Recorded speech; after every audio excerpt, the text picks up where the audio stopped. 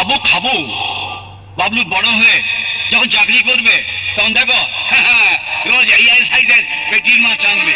আনবি না? কি হলো মাস্টার? খাওয়া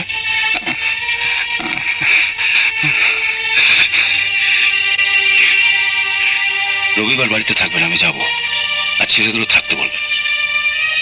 তুমি তুমি সত্যি আমাদের বাড়িতে যাবে তো বাবা? আপনি তো বললেন মিনতির পাত্র দেখে দিতে, তো ওকে একবার চোখে না দেখলে কেমন করে বুঝবো কেমন পাত্রের সঙ্গে ওর ঠিক মানাবে? মানাক না মানাক আমাদের জন্য পাত্র হলেই হলো, কি বলো? ওর কপালে যা লেখা আছে তাই না হবে। তুমি সেদিন ছেলেদের বলো তো, ওরা যদি সেদিন বাড়ি থাকে। হ্যাঁ, তা নয় বলবো, কিন্তু ওদিন মিনু যে বাবুর সামনে এসে দাঁড়াবে, ওর কাছে পরার মতো একটা ভালো শাড়িও তো নেই। তা বাড়িতে তিনটে বউ রয়েছে, কারো কাছ থেকে আরেকজনের জন্য একটা শাড়ি নিলেই হবে। বলছো তো, কিন্তু ওরা কি দেবে?